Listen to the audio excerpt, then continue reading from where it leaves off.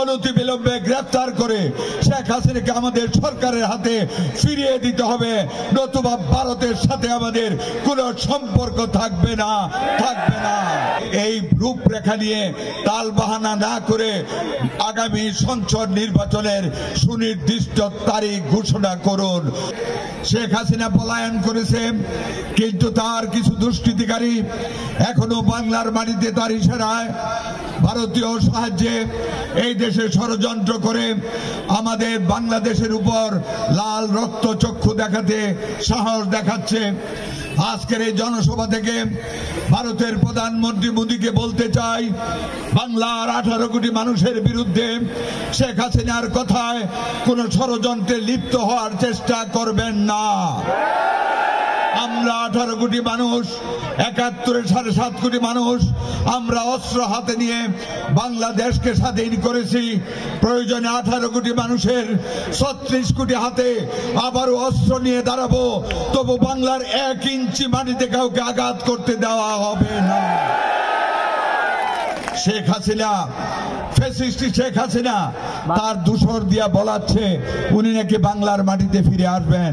প্রিয় নেতৃবৃন্দ, আপনাদেরকে বলে যাই, শেখ হাসিনা মুক্ত হস্তে আর বাংলার মাটিতে কোনোদিন ফিরে আসতে পারবেন না।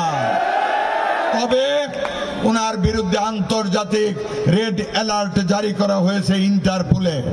ওনাকে বাংলার মাটিতে আনা হবে, সেই 57 জন মুক্তিযোদ্ধা সেনাবাহিনী হত্যার বিচারের মুখোমুখি করে বাংলার মাটিতে গ্রেফতার করে আনা হবে। সাগররুনি হত্যার জবাব দেওয়ার লক্ষ্যে বাংলার মাটিতে আনা হবে। শাপলা চত্বরে হেফাজতের হাজার হাজার মানুষকে হত্যা করার জবাবদিহি করার জন্য বাংলার মাটিতে আনা হবে। আমাদের নেতা ইলিয়াস আলীর লাশকে ফেরত দেওয়ার লক্ষ্যে বাংলার মাটিতে আনা হবে। জহির কমিশনার সহ হাজার হাজার লোক আমাদেরকে গুম করা হয়েছে, তাদের লাশ ফেরত দেওয়া হবে। তাকে জবাবদিহি করতে হবে। আয়নাগরে কারা নির্যাতন করেছিল বাংলার মানুষকে, জবাবদিহি করতে হবে। আমাদের নেত্রী বেগম খালেদা জিয়াকে বিনা অপরাধে কেন জেল খাটানো হলো, তার বিরুদ্ধে মানবতা বিরোধী আইনে মামলা হয়েছে এবং তার দূষরদের বিরুদ্ধে এই মামলাকে তার কঠিনভাবে মুখোমুখি করার জন্য আমাদের সরকার, বর্তমান তত্ত্বাবধায়ক সরকার ভারতের কাছে নোট ভার্বেল পাঠিয়েছে তাকে ফেরত দানের জন্য।